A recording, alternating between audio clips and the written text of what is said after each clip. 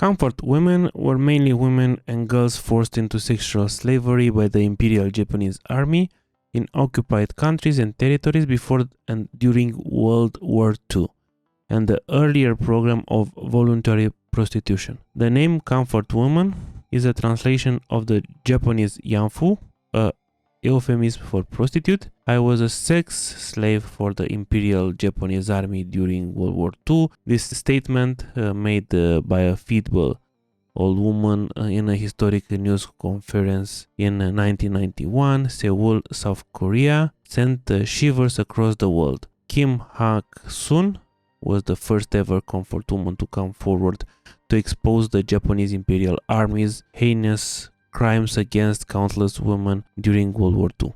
Kim was 17 years old when she was abducted by a group of Japanese soldiers and taken to a Chinese town.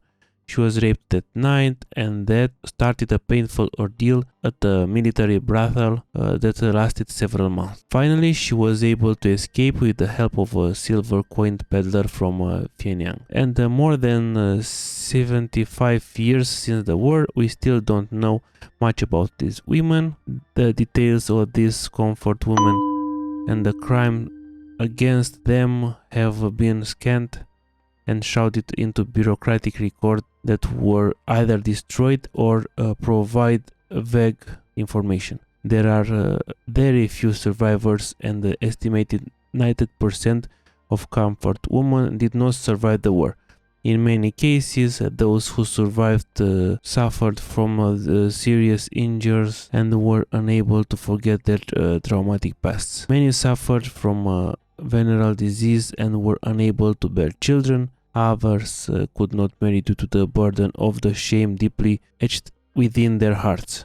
And after the end of World War II, documents of the brothel system were systematically destroyed by the Japanese officials, and Japan started rebuilding itself post-war. And in the process, the story of its enslavement of women was downplayed as an undesirable remnant of the war to be left, buried, and forgotten as a brutal byproduct of a long bloody war. The story of comfort women.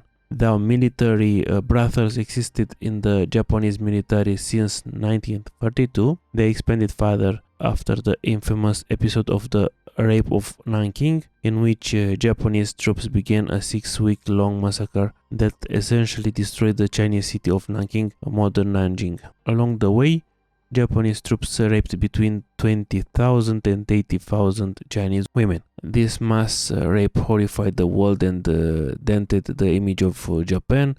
Due to the immense international pressure, Emperor Hirohito ordered the military to create the so-called comfort stations or military brothels in an effort to prevent further atrocities and ensure a steady and isolated group of prostitutes are available to satisfy Japanese soldiers' sexual appetites. And according to reports, the Japanese military began these comfort stations with volunteer prostitutes in occupied parts of China around 1931, but the military expanded its territory. They turned to enslave women of the occupied areas. Women were rounded up on the streets in the organized manner and convinced to travel to what they were told to nursing units or medical jobs, or purchased for their parents as indentured servants. Some survivors have reported that they were originally promised jobs like cooking, laundry, and babysitting for the Japanese Imperial Army.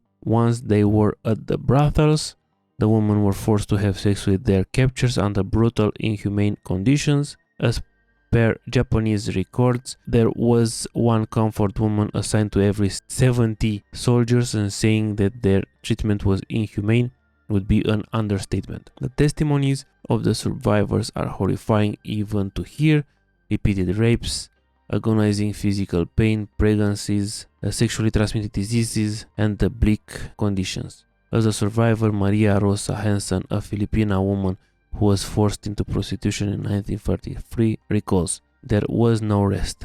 They had sex with me every minute." And as the Japanese began to lose the war, these comfort women were left behind to fend for themselves. Most of them never made it back to their home country, and others returned as late as 1990s. Those that made it home either kept their secret or lived a life marked up by the shame of what they endured. 75 years later, the issue is still unresolved. The sexual slavery has been a thorn in the relations between Seoul and Tokyo, along with Japan's alleged historical distortions in its school's textbooks to downplay the crimes. In 1993, Japan conducted a month-long investigation into the issue in response to growing pressure from Asian neighbors.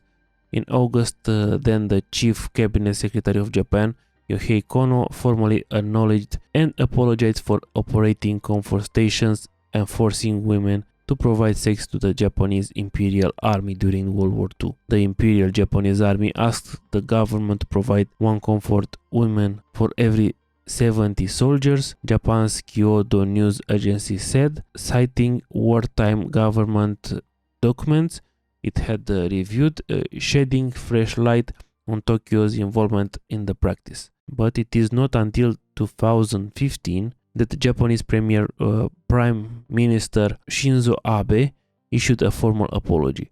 It was in accord with the agreement with the South Korean government, and along with the much-awaited official apology, Japan contributed 1 billion yen to a foundation formed to help the surviving women. Some people believe that these reparations are still not enough. While a number of survivors have accepted compensation over the years, many South Koreans see the issue as unresolved because of what they consider as a lack of sincerity from the Japanese government. And while Japan says it has done its best to help women heal psychological wounds, the survivors aren't by it. The wounds are just too deep to be healed back, and maybe 75 years is too less a time to forget them and move ahead.